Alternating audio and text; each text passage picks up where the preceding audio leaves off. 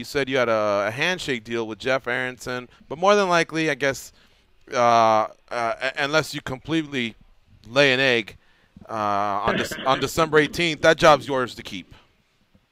Yeah, I really hope that it's long term. That's my intent. I believe that's Jeff's intent and everybody's at Titans. I don't want to speak for them, but that's certainly my perception, that this isn't just a one-off thing or a tryout. This is basically, we're going to do this. It's their final show of 2015. Then we'll get the agents involved and the lawyers, and hopefully we'll do a long-term deal. You finally kind of opened up a little bit about the you and Bellator parting ways. I don't know what we call it, a dismissal or a contract that just didn't get renewed. It's dumb. I think that would be the politically correct term. I got dumped or maybe kicked to the curb. What a shocker, man. It was a shocker because I really thought you and Jimmy were just such an outstanding team together, and it came out of nowhere.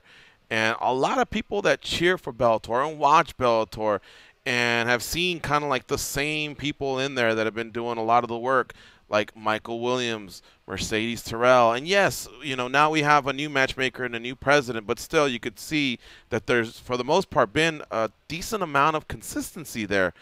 For us to all of a sudden not have you, it was a bummer, man. It was a bummer for me, and I was completely shocked. It was literally out of nowhere. And I'm being very honest, very candid with how it went down. I was in the final year of my contract. I had a total of 3 contracts with Bellator.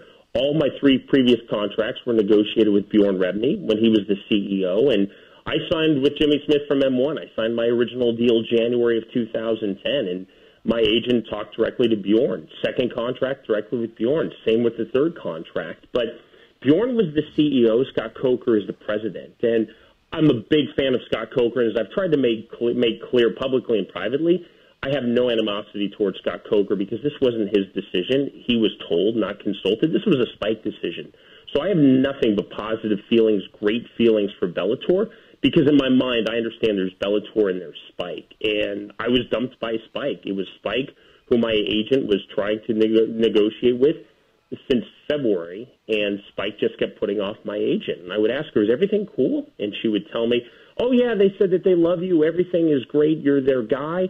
But they just need to figure out some scheduling issues and how many shows they're doing next year and just putting everything together. I'm thinking, all right. Even the week before I was told that I was out, which was the first week in July, my agent was told the same thing. Yeah, we're getting really close. We've just been busy, all of that.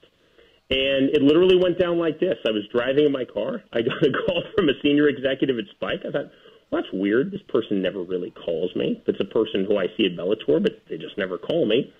And it was, are you driving? Yes, I am. Well, you might want to pull over. I have some tough news. And I thought, well, I'm not pulling over. And I said I wasn't pulling over. And I was told, we're not renewing your contract. You're out. We think it's best if you don't come to any more shows. And this was 4 or 5 days before I was set to get on the plane and do the show at Mohegan Sun in July.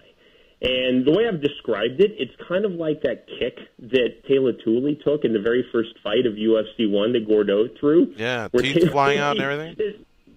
Yeah, that's what it felt like to me. Tooley didn't really see it coming, didn't expect it, and then took full force in the face. And that's what it was like because I did not see it coming. Look, I've been in television and broadcasting since I was 18 years old. And I've been in situations where you're told or your agent is told, look, we're probably not going to renew, or as a courtesy to your client, tell them we're starting to look at other people. There was none of that, and that's why that was such a shock.